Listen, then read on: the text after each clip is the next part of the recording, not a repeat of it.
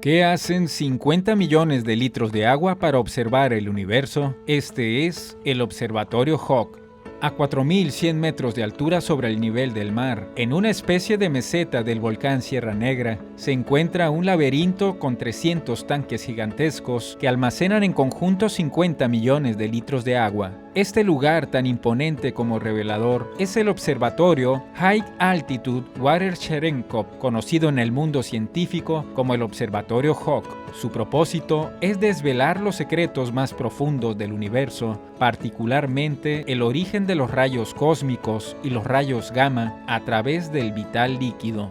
La creación binacional entre México y Estados Unidos se encuentra a solo 400 metros debajo del Gran Telescopio Milimétrico, mirando hacia el majestuoso Pico de Orizaba, la montaña más alta del país. Ibrahim Daniel Torres Aguilar, jefe del sitio a cargo del Instituto Nacional de Astrofísica, Óptica y Electrónica, INAOE, explicó que los 300 tanques gigantes que componen el observatorio tienen el propósito de observar el cosmos utilizando agua. ¿Qué es lo que se hace en este lugar?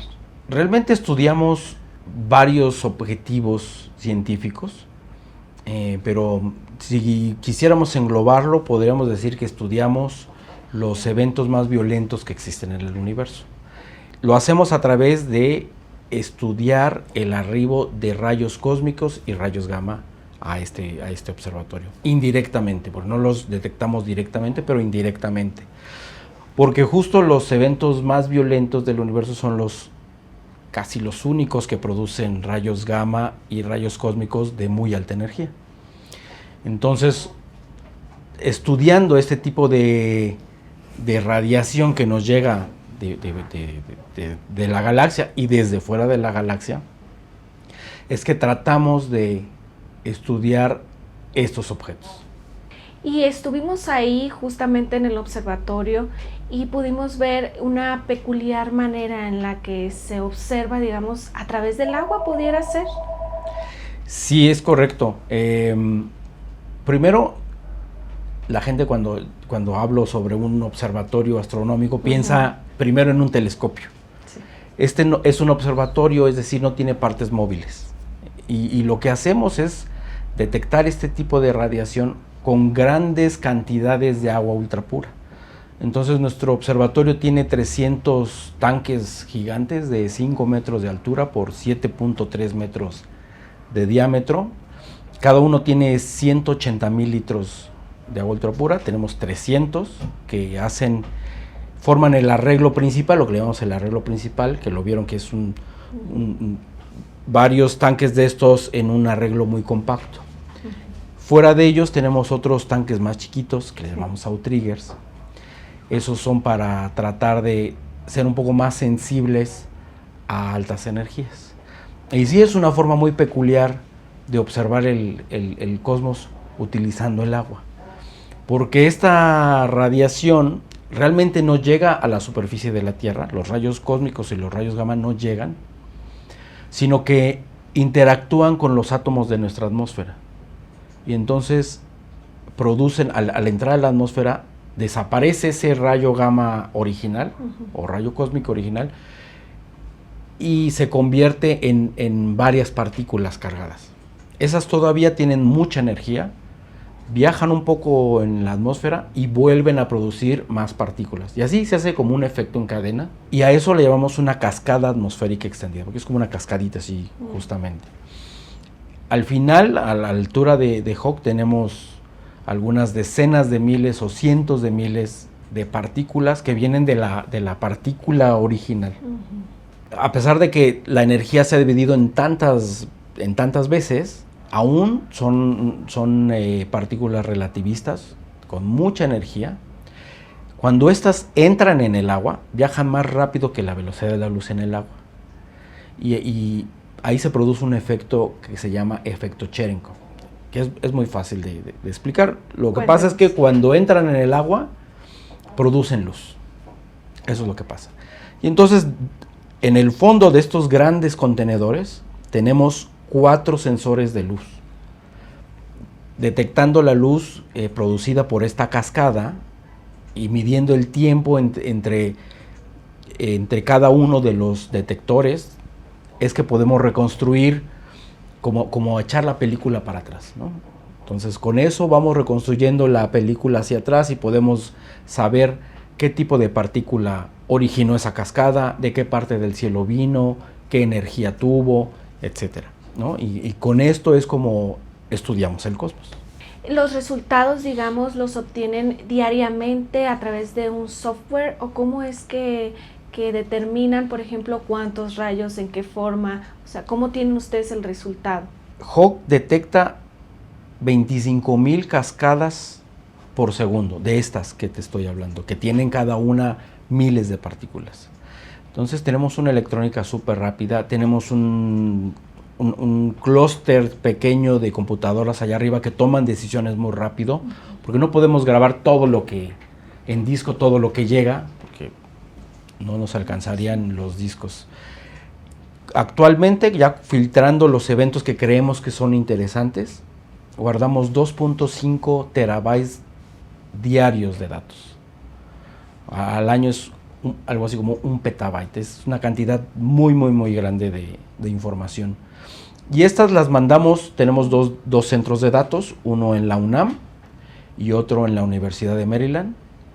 Ahí tenemos clústeres de computadoras donde hay cientos de cores. Y utilizando estos es que hacemos los análisis para obtener los resultados. Hemos obtenido, ya llevamos casi 10 años, justo el próximo año cumplimos 10 años desde la inauguración. Tenemos casi 100 artículos científicos publicados, algunos en revistas de las más prestigiosas que hay, Science, Nature.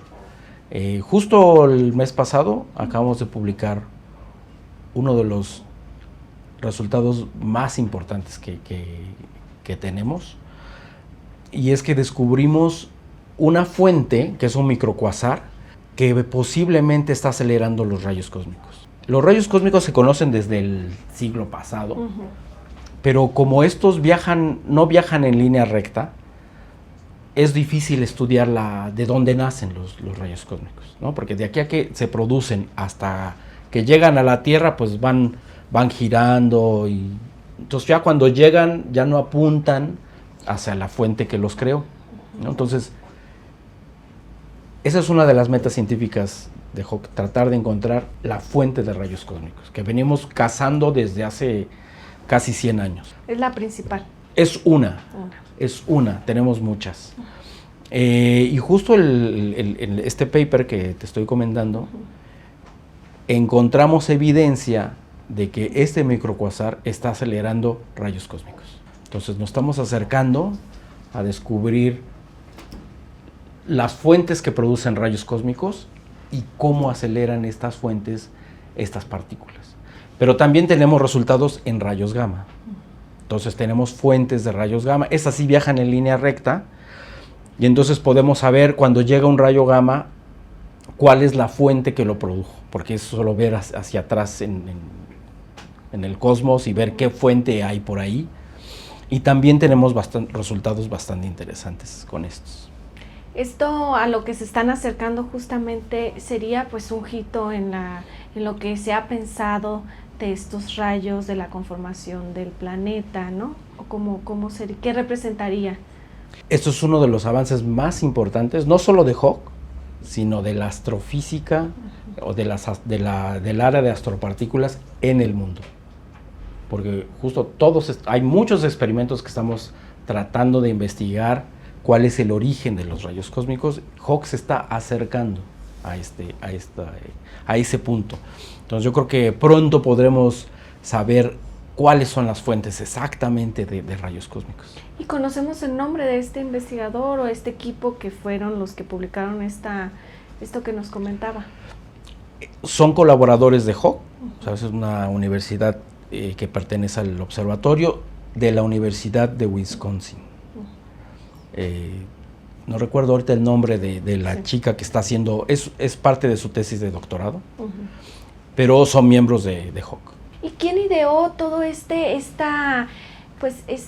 proyecto, digamos, para el observatorio, y que a través justamente pues del agua de alguna forma como se está planteando y lo pudimos ver, se logren estas investigaciones? ¿De dónde viene? Mira, el HAWC se empezó a planear desde el 2006. Fue un grupo pequeño de investigadores de Estados Unidos y de México. Y entonces empezaron a planear qué iban a hacer, si iba a ser como una alberca gigante, si iban a hacer tanques. Después decidieron que iban a hacer tanques y entonces empezaron a buscar lugares donde hacer ese experimento. Porque estas cascadas que te comenté hace rato no viven para siempre, o sea, no se propagan hasta la superficie de la Tierra. Después de un rato se van absorbiendo en la atmósfera. Y entonces, digamos que el máximo desarrollo donde hay más partículas es alrededor de 6,000 metros sobre el nivel del mar. Si estás debajo de 6,000 metros, entre más abajo estés, tienes menos partículas, entonces tienes menos oportunidad de obtener información. Entonces la idea es tener un espacio pues plano, como ya lo pudieron ver, son observatorios extensos, entonces necesitas una superficie bien extensa, más o menos plana, y que esté en una montaña, alrededor de los 6,000 metros, o lo más cercano a los 6,000 metros. Entonces, con esas restricciones hubo varios sitios que se propusieron, estaba el Tíbet, México y Estados Unidos. Y al final, México obtuvo la sede, entonces el observatorio que fuimos el más grande del mundo por muchos años, está aquí en las faldas del volcán Pico de Orizaba. Y así fue como se escogió la sede. ¿Y la altura, entonces, a cuánto quedó? Estamos a 4,100 metros sobre el nivel del mar. Pero la parte técnica, digamos, ¿se ideó entre todo este grupo de científicos? O sea, decir, de esta manera vamos a ver esta cascada, cómo llega. Ya había un experimento previo que se llamó Milagro, que justo fueron los que propusieron utilizar agua para hacer este tipo de estudios. Este experimento estuvo en Nuevo México, pero estaban a una altura de 2,000 y tantos metros. Entonces descubrieron que esa técnica era muy buena, pero que necesitaban más altura. Y entonces fue que ellos, junto con el equipo mexicano, se unieron para empezar a desarrollar toda la tecnología y la logística para que viniera ese observatorio aquí. Al final han pasado un montón desde investigadores, estudiantes de licenciatura, maestría, doctorado, muchos que terminan y se van a otros experimentos, algunos a la industria. Entonces la verdad es que ha sido el esfuerzo de mucha gente. En este momento somos como 200 investigadores, como 150 investigadores, la mitad de Estados Unidos, la mitad en México y bueno, originalmente era una colaboración binacional nada más, pero ahora tenemos ya países adscritos al HAWC en Latinoamérica, en Asia, en Europa. ¿Qué países? En Latinoamérica tenemos a Costa Rica, en Asia está Corea del Sur, China, Tailandia, y en Europa está Polonia y Alemania. Y ahora, ¿cómo le hicieron o cómo fue el proceso de justamente juntar entre todos cuánta agua hay ahí? Tenemos como 50 millones de litros de agua allá arriba. Yo siempre digo que tenemos tanta agua allá arriba que podemos darle una botellita de medio litro a todos los mexicanos. ¿Y cómo hicieron para llenar todos esos tanques, digamos?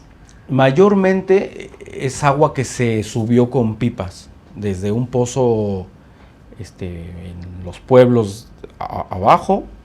Desde ahí se transportaba el agua. También una parte de los detectores se llenó con agua del escurrimiento del Pico de Orizaba. Pero la verdad es que no fue tan eficiente ese método de captura, porque íbamos a tardar mucho tiempo. Entonces al final, bueno, hicimos las dos, pero al final hubo más agua transportada por camión que por veneros. ¿Y ha sido una sola exposición, digamos, de esta agua, o se ha tenido que se reutiliza o se trae de nueva cuenta? ¿Cómo se maneja el agua? La idea es que estos tanques metálicos que ya viste tienen como un globo gigante, que es el que contiene el agua realmente.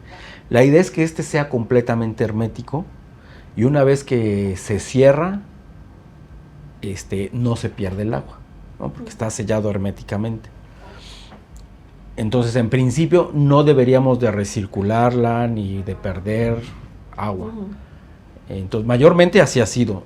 Algunos de los detectores han sufrido algunos daños por pinchazos o que se desgarran un poquito por el uso, el tiempo, la exposición al UV del sol, y entonces los hemos tenido que rellenar, pero han sido muy pocos.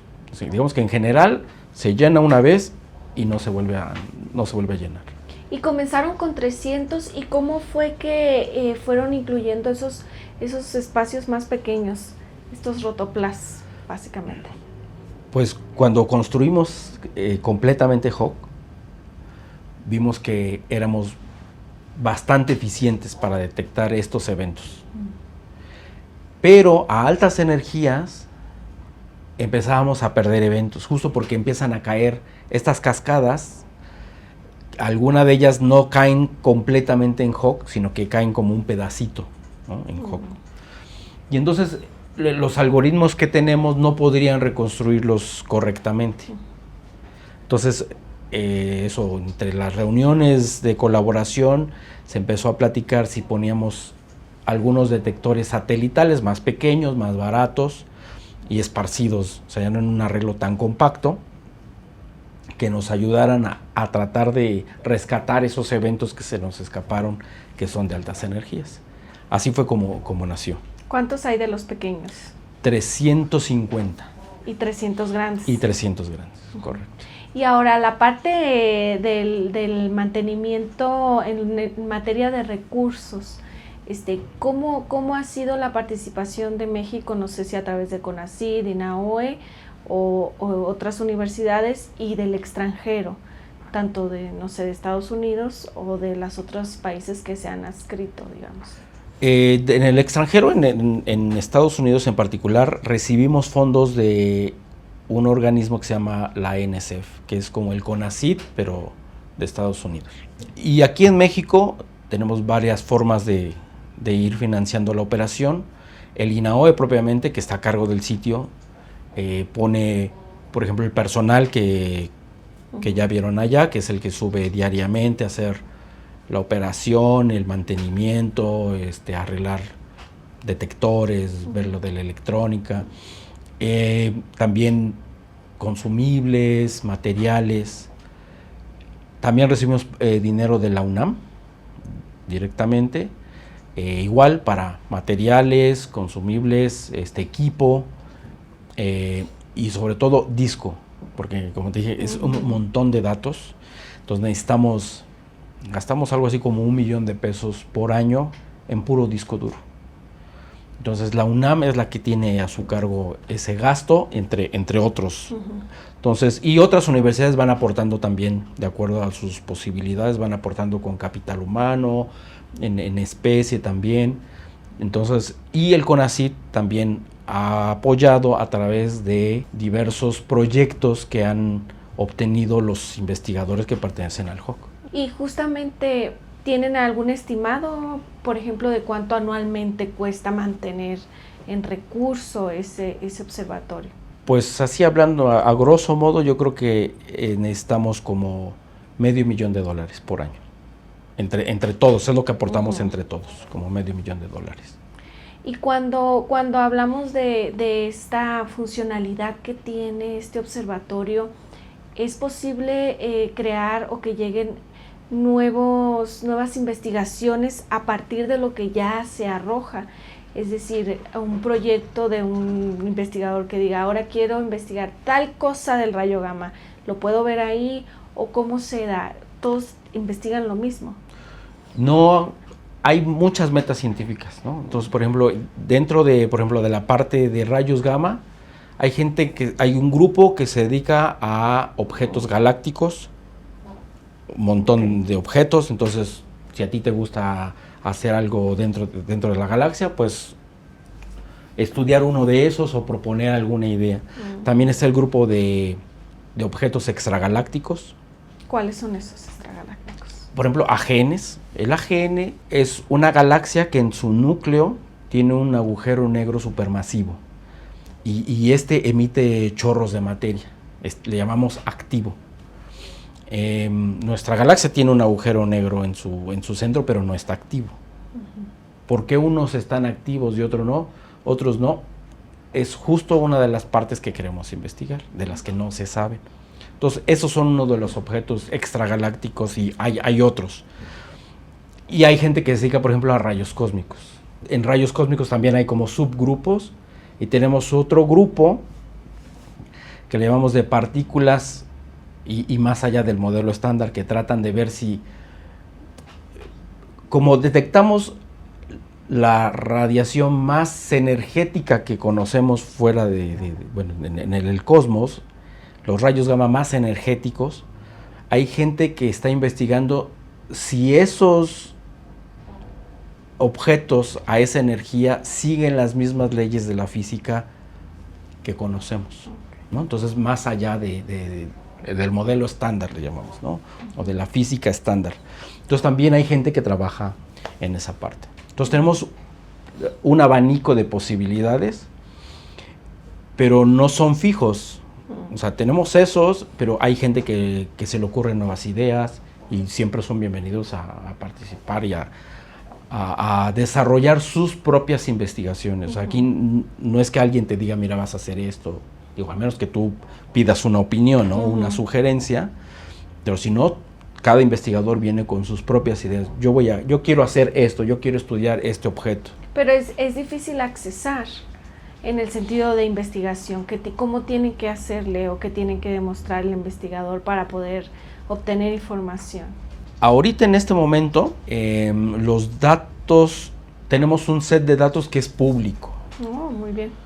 Entonces, cualquier persona puede ver estos datos y tratar de hacer algo de investigación. No necesitas pertenecer a HOG, no necesitas, o sea, son gratuitos, son libres, están en nuestra página web. ¿Cuál es la página web? ¿Es de aquí del INAOE? No, es del observatorio. Es hog-medioobservatory.org. Entonces ahí vas a encontrar las tesis, los artículos que hemos publicado, información sobre HOG, todo lo que te he contado ahora, ahí viene. Y también ahí vas a encontrar la página donde puedes acceder a los datos libres. Claro, hay también datos que son de momento solo accesibles para la colaboración, pero siempre se puede colaborar con un miembro de HOG. O sea, si hay alguien que no pertenezca a la colaboración y tiene alguna idea, a eso le llamamos un miembro asociado. Entonces también siempre estamos abiertos a aceptar miembros asociados, donde bien, yo quiero hacer esto porque sé que HOG lo puede detectar, y entonces se presenta el proyecto ante la colaboración, y si la colaboración cree que es interesante, se te aprueba y ya, se te dan los datos, el software para el análisis. La verdad es que yo creo que es bastante sencillo tratar de hacer una investigación con HOG. Y no es como los otros observatorios, digamos, que tienen que irlos, bueno, algunos ya están de forma remota, pero en este caso, por su estilo que tiene este observatorio, no es necesario que vayan los investigadores, lo pueden hacer remotamente o a través de la información que ustedes descargan, ellos acceden. ¿Cómo es en ese sentido? La operación, digamos que está dividida en dos partes. Okay. Una parte en la que tienes que estar allá, pero para eso tenemos personal. Es personal de INAOE, que justamente tenemos ingenieros y personal de apoyo que hace esa parte. Y después, casi todo el resto de la operación y vigilancia del observatorio se hace en línea. Ya todo lo hacemos en línea. Entonces, tenemos cada semana un investigador o estudiante diferente que está cuidando el experimento, que está viendo que todo está funcionando bien, y cuando no funciona algo bien, tenemos unos canales para avisarnos, ¿no?, de que algo está fallando, entonces repararlo. Entonces a eso le llamamos los shifters. Entonces hay un shifter por cada semana todo el año. Y entonces ellos cuidan y monitorean el experimento en línea. Y ya para hacer la investigación, como te decía, los datos son transportados a centros de datos en Estados Unidos y aquí en México. Entonces tú tienes acceso a esos 2 centros de datos y desde tu oficina puedes accesar a ellos. De cualquier parte del mundo, de cualquier si eres parte colaborador. Así es. Y ahora, ¿cuánto es el personal de aquí de INAOE que está trabajando ahí? Pues estuvimos en el lugar, vimos algunos de ellos, técnicos. ¿Cuánto es el personal que está ahí? Somos aproximadamente 10 personas. Muy bien. Y ahora, en esta etapa, digamos, ya casi 10 años, ¿han pensado o han hablado que nos pueda compartir esta idea quizá de expandir un poco más el lugar con más tanques, con más investigación, pasar de más de 300, quizá de los grandes y de los chicos? ¿Han planteado eso o están todavía? ¿Cómo ven? Bueno, lo que sí hemos hecho es que estamos extendiendo el permiso que nos da las autoridades del parque, porque estamos en un parque nacional, sí. Por otros 10 años. Eso es lo que sí hemos hecho. Y otra cosa es, así como te conté del experimento Milagro, que dio lugar a este experimento que se llama HAWK, ahora HAWK está dando lugar a otro experimento que se llama SWGO, que es un experimento que va a tener 10 veces el tamaño de HAWK, pero va a estar en el hemisferio sur, porque justo HAWK no ve parte de las fuentes que están en el sur, ¿no? Y apenas podemos ver el centro galáctico, pero más hacia el sur ya no podemos ver. Entonces, junto con este otro experimento, vamos a poder observar todo el plano galáctico. ¿Ya tienen el país o no? Ya tenemos el país, se escogió en junio apenas, va a ser en Chile, en San Pedro de Atacama. Ahí vamos a instalar el nuevo observatorio. ¿El doble?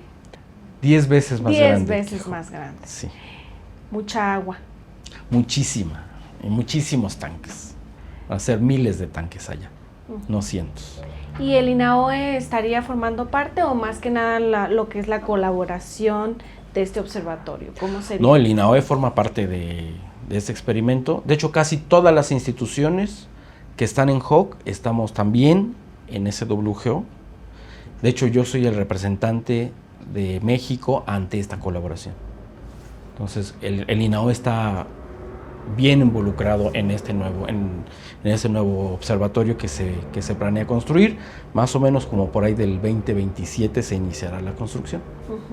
¿Y cómo están en el tema también de la igualdad de género en el contexto de las investigaciones, de los investigadores? ¿Hay apertura y hay también solicitud, digamos, de ambos lados, por así decirlo? En HAWK, desde hace mucho tiempo hemos estado ocupados en justo este tipo de temas. Tratar de que todo sea equitativo. Y de hecho, hay mujeres que están liderando grupos de investigación y aún más. En HAWK tenemos, como somos 2 países principalmente, Estados Unidos y México, tenemos 2 spokespersons, o sea, 2 voceros. Uno por Estados Unidos y uno por México. Y estos van cambiando. En estos momentos, tanto en la vocera, bueno, la persona que es vocera en Estados Unidos como la persona que está de vocera en México, son mujeres. Es la doctora Ke Fang, por parte de Estados Unidos, y la vocera de HAWK por parte de México es la doctora Magdalena González, de la UNAM, lo cual la verdad es que nos llena de orgullo saber que estamos liderados por 2 mujeres. Entonces la verdad es que siempre estamos ocupados en ver que esto sea de una forma equitativa, no solo por género, sino también por que no haya discriminación, etcétera, etcétera. Muy bien, y por último preguntarle, ahorita que mencionaba este nuevo proyecto que pudiera hacerse en Chile, bueno, que es un proyecto que va a hacerse en Chile, ¿eso no le va a restar ni importancia ni ni apertura, ni recursos al que ya está en México? ¿Lo analizaron desde ese punto?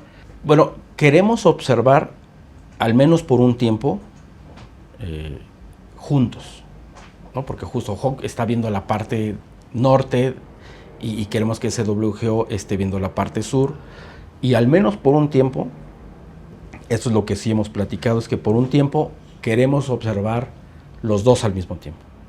Después no sabemos, pero al menos un tiempo sí queremos observar y compartir datos, compartir colaboraciones e investigaciones.